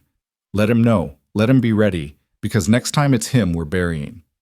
Lydia met his gaze, the faint dawn light catching in her eyes. For the first time since he had carried her from that barn, she smiled a grim, fierce smile. "Then we hunt him." The two of them stood on the ridge, the valley stretching wide and merciless before them. For the first time, the pursuit no longer felt one-sided. The hunted had become the hunters. The sun rose higher, laying bare the aftermath of the ridge fight. 4 bodies sprawled among the rocks, their blood seeping into the dust, staining it black. Elias reloaded his rifle with calm precision, each metallic click a punctuation mark against the silence. Lydia crouched nearby, her knife balanced across her knees, her breathing even. "They'll carry the tale back to Graves," Elias said, not looking up. "That's what we want," Lydia answered. She wiped the last smear of blood from her arm with the corner of her skirt. "Fear runs faster than a horse." Elias nodded. "And now he knows who waits for him." They descended the ridge carefully, the mule's hooves sliding on loose rock. The bodies below were already stiffening. Elias and Lydia didn't linger. They had no prayers for men who carved warnings into flesh. Still, Elias paused long enough to pull cartridges from their belts, tucking them into his pouch. "No sense wasting," he muttered. Lydia said nothing, but her eyes approved. The land opened before them, stretching into broken country canyons, gullies, and mesas scarred red against the blue sky. It was a place made for ambush, for desperate men to vanish and strike again. Elias scanned constantly, eyes restless on every shadow. Lydia rode with her knife in hand, the blade a comfort more than a weapon. By late afternoon, they reached a canyon mouth where cottonwoods grew thick around a thin stream. Elias halted, raising a hand. The place was too quiet. No bird call, no rustle, but the wind. He studied the tracks near the water. Hooves, more than a dozen. Fresh. His jaw tightened. Graves has men camped nearby. Lydia slid from the mule, landing lightly despite her healing thigh. "Then let's finish what they started." Elias looked at her, his eyes hard. "If we strike clean. No mercy, not with men like these." Her voice was steady.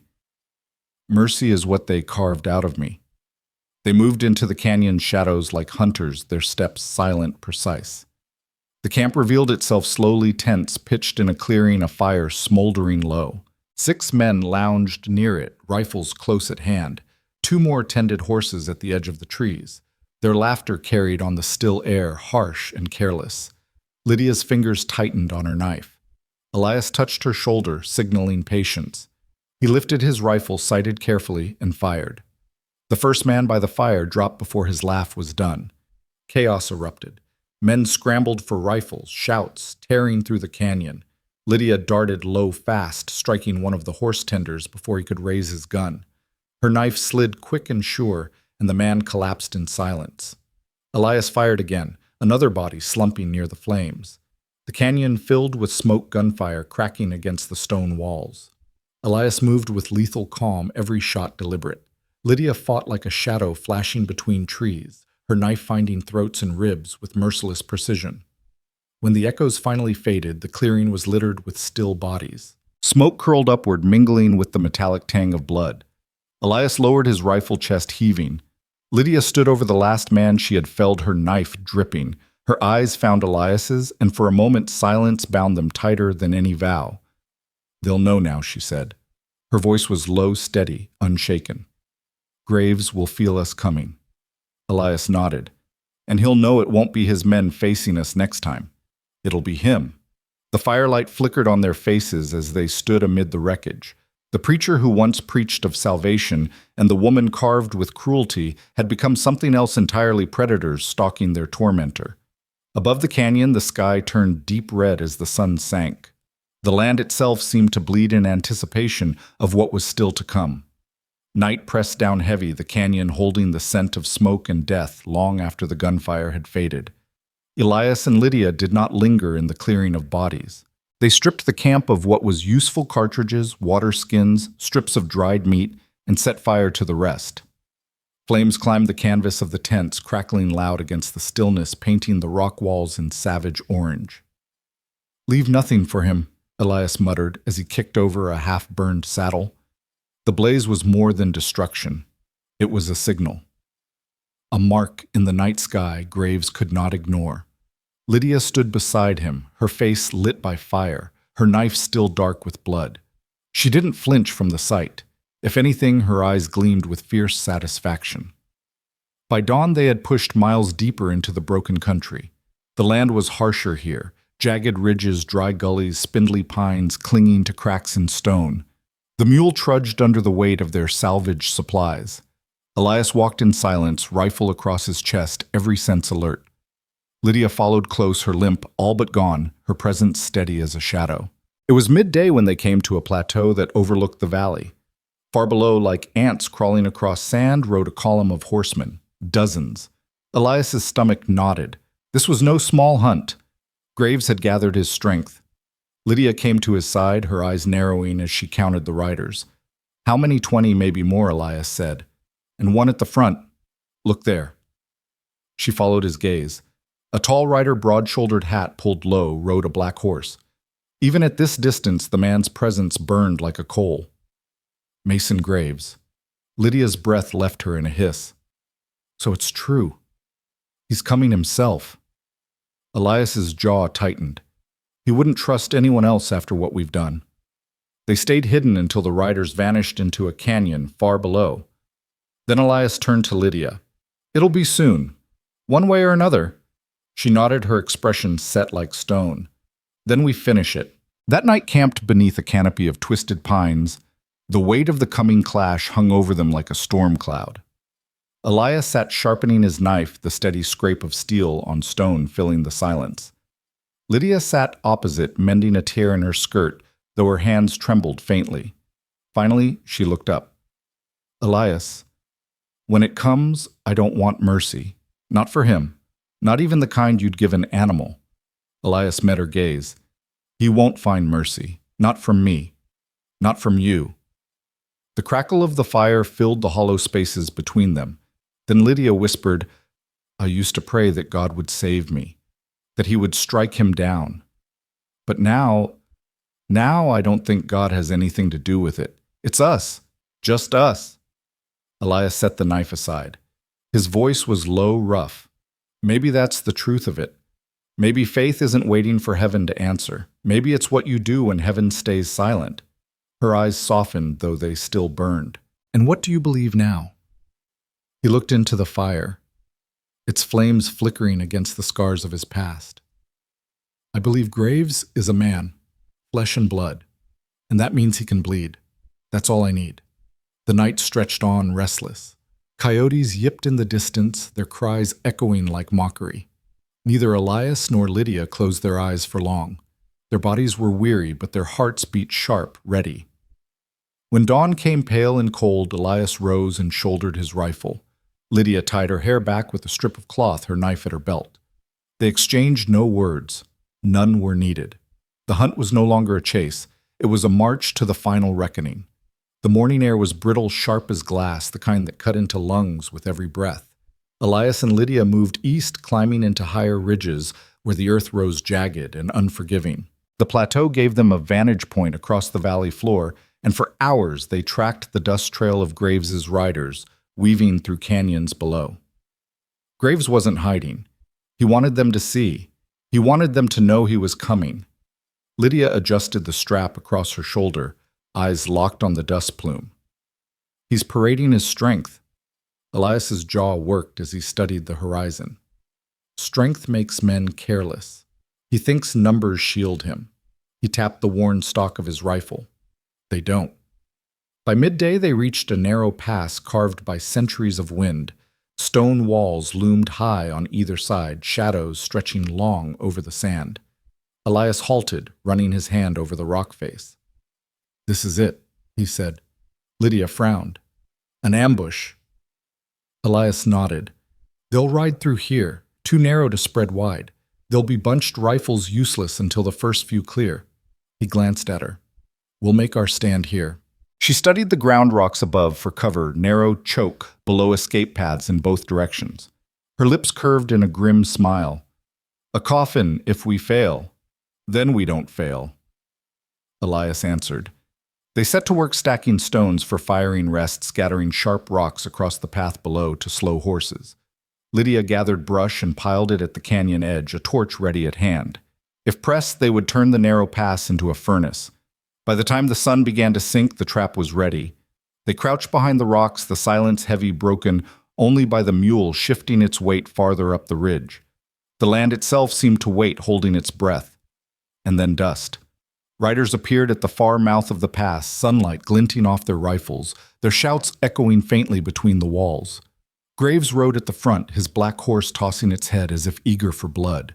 Even from this distance, Elias could see the cruelty etched in the man's posture, the arrogance in the tilt of his shoulders. Lydia's grip tightened on her knife. Her breath was steady, but her eyes burned with a hatred so sharp it was almost holy. "There he is." Elias lowered his cheek to the rifle stock sighting along the barrel. His finger rested on the trigger, steady, waiting. The riders funneled into the pass dust rising around them, their voices bouncing between stone walls. Graves raised a hand, slowing them, suspicion flickering across his features. His gaze swept the cliffs. Elias whispered, "Now!" The rifle cracked the report, exploding like thunder through the canyon. The lead rider beside Graves pitched sideways, tumbling from his saddle. Chaos erupted. Horses screamed, men cursed, rifles jerked upward. Another shot rang out, another man falling hard. Lydia struck the torch against rock sparks, catching dry brush. Flames leapt upward, thick smoke billowing into the pass. Panic tore through the riders. Some tried to push forward, others wheeled back, colliding in the narrow throat of the canyon. Graves shouted above them, all voice raw with fury. "Hold the line! Find them!" Elias fired again, his bullet grazing Graves's hat, spinning it into the dust. For the first time, Elias saw Graves flinch. Lydia leaned close, voice fierce over the roar of the fire. "He's not untouchable." Elias chambered another round. "No, he bleeds like the rest." The canyon filled with smoke, flame, and gunfire. The ambush had begun, and with it, the final chapter of their reckoning. The pass burned like a furnace throat. Smoke rolled low along the ground and curled up the rock walls, turning sunlight into a tattered orange veil. Horses screamed, men coughed and cursed and fired blind into the haze. Elias worked the bolt with a rhythm that felt like breathing aim squeeze, chamber aim again. Lydia fed the flames with brush and dry grass, then slipped along the ledge to strike from another angle, a flicker of motion and a flash of steel when a rider clawed his way high enough to threaten them. Graves's voice cut through the roar. "Push through! Push, damn you!" He was out of the saddle now, hat-gone hair plastered to his skull with sweat and soot. He fired upward, a spiteful crack that sent chips skittering from the rocks over Elias's head. Down, Lydia hissed. Elias flattened a bullet, whining where his cheek had been. He came up again, saw a sliver of black horse against the smoke, and fired. The stallion reared. Graves staggered but didn't fall. He disappeared into the churn of dust and bodies and came out again farther back, dragging a wounded man by the collar. "They're breaking," Lydia called. They were. The pass pinched them tight. The fire made their animals mad. The cliff faces turned every shot into a ricochet. A few of Graves's men spurred forward and clawed their way through, but most wheeled and fought one another in panic. A rider tried to scramble up the wall to flank them. Lydia met him with a stone hurled from above that cracked his temple like a clay pot. He slumped and slid back into the tangle below. Pull out! Graves roared, at last, voice ragged. Back, back. He fired twice toward the ledge out of stubbornness or pride, then threw himself on a fresh mount and drove it hard through the smoke. A knot of men clung to him like shavings to a magnet, bumping and cussing as they fled down canyon in a gallop that left the others to fend for themselves. Elias sighted on the dark back and the pale neck bent to speed. He squeezed stone chips flew from a spur 3 feet behind Graves. The second shot was swallowed by a sudden gust that shoved the smoke sideways and back again. Then the riders were out the pass, breathing them into the open, their dust trail smearing across the pale afternoon. Lydia's fingers were already knotting a wrap around her hand where rock had skinned it. "We don't let him gather himself," she said. "We finish him." Elias watched the dwindling figures and felt the old tug of caution snap and drop away. "We finish him," he echoed. They kicked dirt onto the brush pile until the flames coughed and dulled, then scrambled down the backside of the ridge to where the mule waited. A bay with a thrown rider milled in a pocket of scrub eyes, wild flanks lathered. Elias caught the reins with a low murmur, soothed the animal with the flat of his hand, and swung up. "You take the mule," he said. "She knows your weight. I can ride Lydia shot back, chin up. You will. That bay's skittish. He'll throw you if he smells your knife." He held her gaze. "Let me do what I'm good at." Something like a smile flickered and died on her mouth. "Go." Then she said, "I'll be there." They moved. The ridge fell away into a slope of broken shale that slid under hooves like ball bearings. Elias picked his way, then gathered speed when the footing allowed, following the smeared track of Graves's flight along the dry spine of a wash. Twice he saw riders on a far ridge. Twice he dropped into shadow and let them pass, then pushed on. By sundown they glimpsed the ranch Graves's seat caught in the basin like a thorn in flesh. Corrals ribbed the ground. A long, low bunkhouse squatted beyond them, and farther back the big house lifted its hard angles against the bruised sky. A windmill creaked. Lamps winked awake one by one, fireflies pinned to eaves. Elias could feel the place's meanness the way boards and nails themselves seemed to carry orders. They pulled up in the shelter of a mesquite thicket where the basin cinched into a narrow gut. Lydia slid off the mule and flexed her leg, testing it. "We go at them loud or we bleed them out first?" she asked.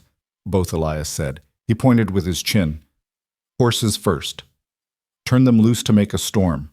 Then the bunkhouse. Keep them running. Keep Graves alone." Then the house, she finished, voice flat with purpose. They waited until the dark thickened. A breeze came up from the basin hot with manure and cooking grease and the faint sour tin smell of oil for lanterns and guns.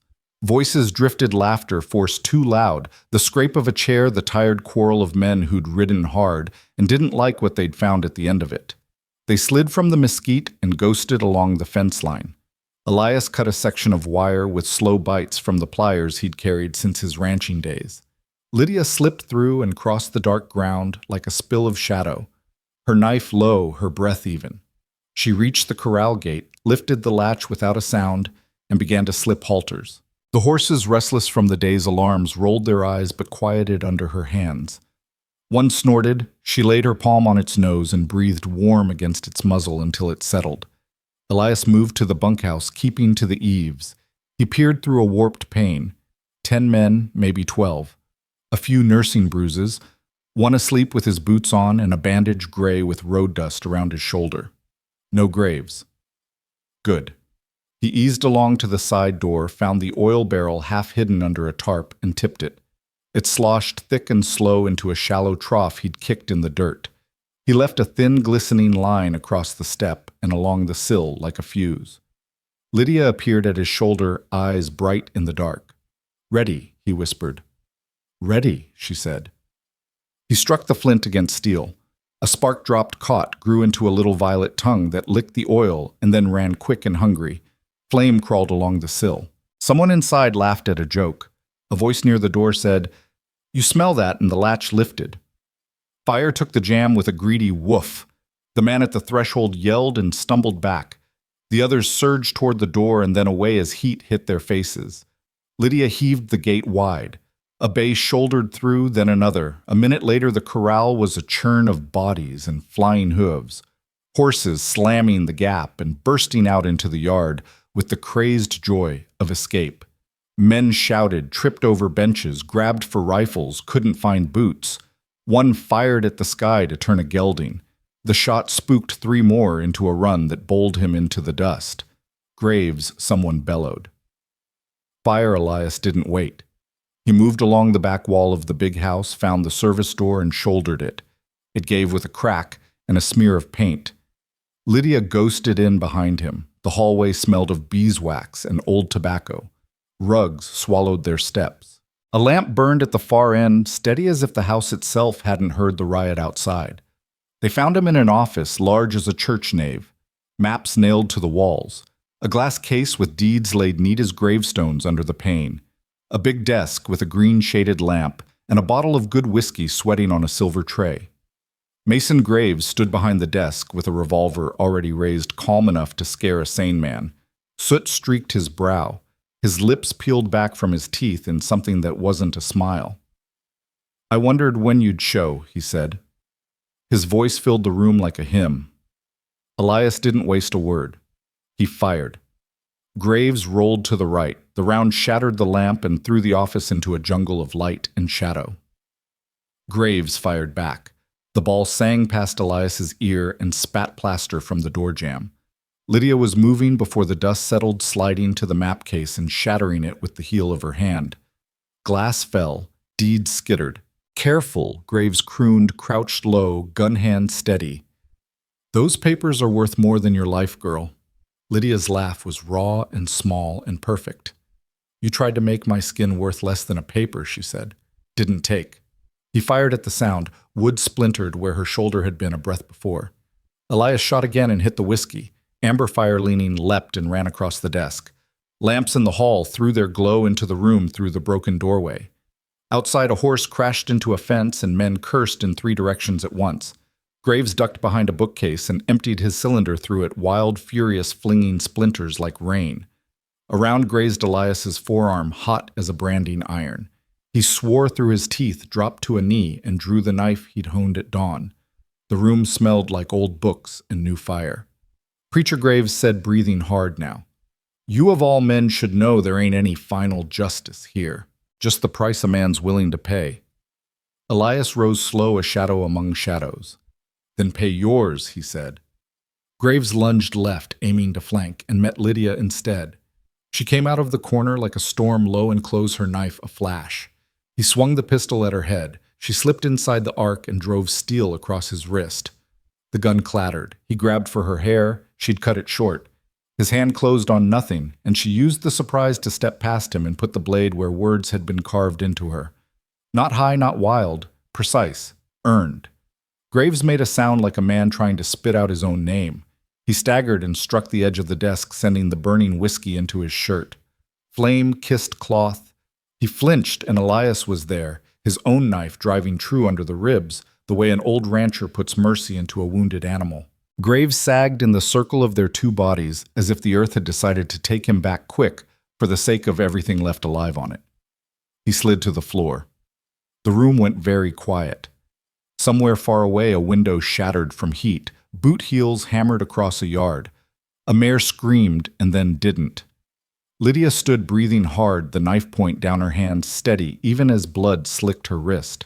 Elias looked at her and saw the girl in the barn and the woman in this room occupying the same set of bones, and he loved them both in the same instant, without confusion.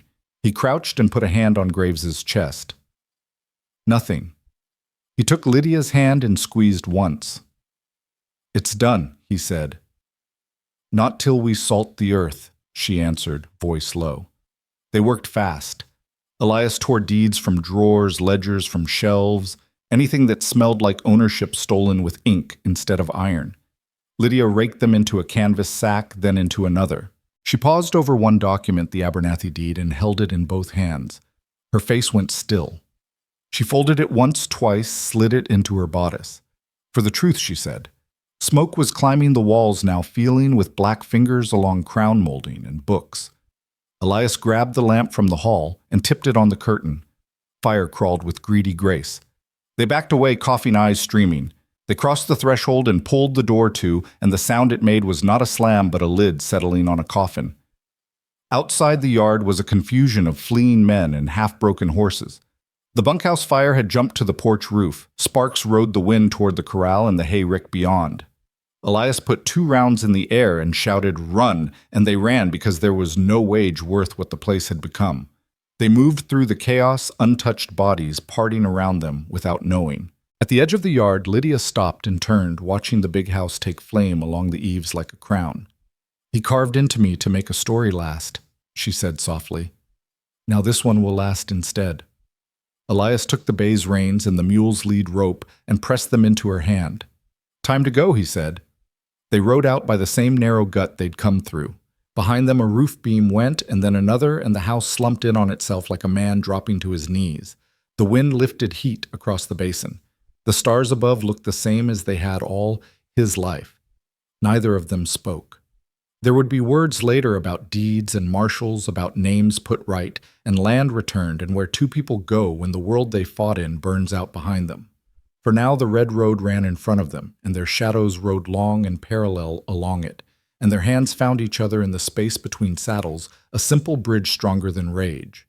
They did not look back. Dawn broke over the basin with the stubbornness of a promise, painting the ridges in pink and pale gold. Smoke still smudged the horizon behind them, a gray pillar rising like a tombstone for Mason graves, and every cruelty he had hidden in that house. The bay's hooves beat steady under Elias. The mule plodded sure under Lydia, and the silence between them was not heavy now, but alive, filled with all the words they did not yet need to say. They came down into a hollow where a creek still held water despite the dry season. Elias swung down, let the bay drink, and scooped water over his face. The sting of the grazed arm reminded him he was still flesh and breakable, but the air felt clean in his lungs in a way it hadn't for years. Lydia knelt at the creek, washed her cut hand, and tied it again with a fresh strip from her hem. She met his eyes across the water. For a long time, neither spoke. At last she said, "It feels wrong to walk away, as if his shadow will reach out and catch us." Elias looked back toward the smoke. "A shadow can't live without the thing that cast it," he said. "We cut that down. It won't grow again." She considered this, then gave a single nod. She pulled the folded Abernathy deed from her bodice, the paper creased but intact. "This one goes back where it belongs. Maybe the rest too, if we can." Elias took it weighted in his hands. "We'll need a marshal, the kind who can't be bought." "There's one in Santa Fe," Lydia said. "Name's Callahan. My father used to speak of him, said he was stubborn enough to stare a governor in the eye and not blink." Elias smiled faintly. "Stubborn sounds useful." They rode on, keeping the creek as their guide. By noon, the land softened into foothills where grass still bent green. They stopped at a homestead half-burned years ago, its chimney standing like a sentinel over ruin. There they let the animals graze and ate what little was left in their packs. Lydia stretched in the shade of the stone, her eyes closing, and Elias found himself watching her, not out of vigilance, but out of something gentler, something he had nearly forgotten he could feel. When she stirred, she caught him staring. "What?" He shrugged. "I was thinking how fire can destroy a house, but it can also keep people alive. It's what you do with it that matters." Her smile was small, a private thing, but it reached her eyes. "Then maybe we can build instead of burn from here." They pressed on, and by the second evening lights of a settlement glimmered in the valley, a way station town where traders and travelers stopped. Elias stiffened at the sight of people, but Lydia laid a hand on his arm. "We don't have to hide," she said. "Not anymore." At the saloon they found a man in a deputy's badge who knew of Callahan. By the third day they were riding with a patrol east toward Santa Fe, carrying a sack of deeds and ledgers blackened at the edges by fire, but legible enough to damn a man who could no longer defend himself. Along the trail, Lydia told her story to the deputy in clear, strong words, not flinching once. The men listened. No one laughed. No one dared. Santa Fe was dust and bustle, soldiers' boots and wagon wheels. Callahan met them in a plain office gray hair under a wide-brim hat, eyes like stone polished by rain. He read the papers, listened to Lydia, listened to Elias, and when the tale was done he said only, "This will hold." He pressed his seal onto fresh writ, scrawled orders, and sent riders with them in every direction to families who would wake to find their names cleared and their land restored. Lydia stood straighter when she watched the seals pressed as if her spine was remembering what it felt like to carry no weight but her own. Later outside the office, Elias lingered on the steps, watching wagons pass. "It's over," he said, though he wasn't sure if he was speaking to her or to himself. "Over," Lydia echoed. Then she turned to him. "But what now?" He thought of his ranch, its fences broken, its well near dry. He thought of the empty pews where he had preached words he no longer believed, and he thought of the road they had ridden side by side. "We ride on," he said, "wherever the trail leads, together, if you'll have me." Her hand found his steady and sure. "I will." They left Santa Fe with the sun at their backs and the land ahead wide open. There would be whispers in every town about the preacher who laid down his Bible and picked up a rifle, about the woman who carved her own freedom from the belly of hell. Some would call it vengeance. Some would call it justice. But for Elias and Lydia, it was simply survival, and the chance at something neither had dared believe possible, a future not written by the hand of cruelty, but by their own. As the road unwound before them, Lydia glanced sideways, the wind tugging strands of her cropped hair loose. "Do you think faith can ever come back?" she asked. Elias watched the horizon, endless and bright. "Faith in God," he said softly. Then he turned to her and smiled, the first true smile in years. "No, but faith in us, that I have." The horses carried them into the fading light, two figures against the vast sweep of land, their shadows long but their burdens finally left behind. The fire they had lit was still smoldering in the basin miles away, but already grass would grow there, green over black. And somewhere down the trail beyond tomorrow, something new waited. Something they would build together. They did not look back. Word count 1-286. Your thoughts will help us create meaningful stories. And if you want to hear more powerful healing stories like this, don't forget to subscribe to the channel, click the bell icon so you don't miss any new episodes. And most importantly, share this video with people who need a little hope today. Thank you so much for your time. We hear you, we listen to you, and we are honored to tell these stories for you.